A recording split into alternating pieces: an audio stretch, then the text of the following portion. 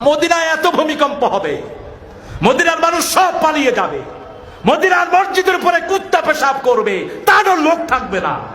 হায় হায় হায় হায় হায়, বাকি কথা আর আমি আর বললাম না। এক, মদিনাতুল মুনওয়ারা নবী হারাম করেছেন, যেখানে রাসূল ঘুমিয়ে আছেন, কিয়ামত পর্যন্ত কোন বাপের বেটার জন্ম হয় নাই, কিয়ামত পর্যন্ত কোন শক্তির জন্ম হয় নাই। ওই মসজিদ ভাঙবে আর ওই মসজিদ ধ্বংস করবে আর রাসূলের বারগাহকে ধ্বংস করে দিবে। কিয়ামত পর্যন্ত কোন বাপের বেটার জন্ম হবে না, এমনকি দাজ্জাল পর্যন্ত ওই সীমানার ভিতরে ঢুকতে পারবে না।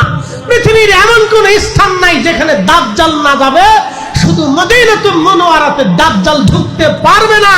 এটা আল্লাহর নবী দোয়া করে গেছে, আল্লাহ আমার মদিনাকে হারামি, শারাবি, খারাবি, নাপাকি, কুফরি, কাফিরি সমস্ত অকর্মর কুকর্ম থেকে পবিত্র রাখবেন, কারণ এই মদিনাতে আমি ঘুমিয়ে থাকব।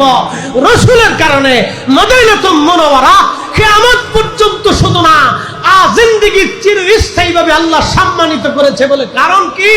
নবী যেখানে ঘুমিয়ে আছেন সেখান থেকে নবীজির মিম্বার শরীফ পর্যন্ত রিয়াজুল জান্নাহ, রাউজাতুম মিন রিয়াজিল জান্নাহ। ৭০,০০০ নবী বাইতুল আকসায় এসেছিল, ৭০,০০০ নবী বাইতুল আকসায় নামাজ পড়েছিল, কিন্তু বাইতুল আকসায় রিয়াজুল জান্নাহ হয় নাই। ২,২৪,০০০ নবী রাসূল হারামাইন শরীফের ভিতরে তাওয়াফ করেছিল, কিন্তু রিয়াজুল জান্নাহ হয় নাই। ২,০০,০০০ নবীর ইমাম রাহমাতুল লিল আলামিন মসজিদে নববীতে নামাজ পড়েছেন, মিম্বার থেকে হুজরা, হুজরা শরীফ থেকে মিম্বার শরীফ, যাইতে নাচতেন, যাইতে নাচতেন, যাইতে নাচতেন। যাওয়া আসার কারণে আমার রব ঘোষণা দিলেন, হাবিব এই জায়গাটুকুন রাউজাতুম মিন রিয়াজিল জান্নাহ, আমি জান্নাতের বাগান ঘোষণা দিয়ে দিলাম। এই জায়গাটুকুনকে নিয়া কিয়ামতের ময়দান শুধু না, আল্লাহ বেহেশতের একেবারে জান্নাতুল ফিরদাউসের উচ্চ মাকামে আমার রাসূল করিমের বাসস্থানের সাথে এই জায়গাকে আল্লাহ সংযুক্ত করে দিবে। একসাথে বলবেন না মারহাবা। জায়গা কি স্থায়ী অস্থায়ী ভাবে সম্মানিত না স্থায়ী ভাবে? অস্থায়ী না স্থায়ী? চিরদিন আবাদুন আবাদা খালিদিন ফিহা আবাদা, চিরদিন চিরদিন চিরদিন। ও ছাতা কয় কি মোল্লা এক একটা কোত্থেকে আসে? এগুলো আসে কোত্থেকে? হ্যাঁ, এগুলো জন্ম হয় কোথার থেকে? কি আসছো ভিতরে পড়ছি ভাই।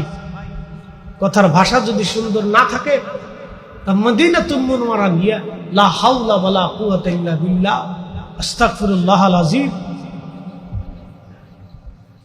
ও মুসলমান, আপনাদেরকে কিভাবে বুঝাবো আমি জানি না, কিভাবে বুঝাইলে যে আপনি বুঝবেন আমি তাও বুঝতেছি না।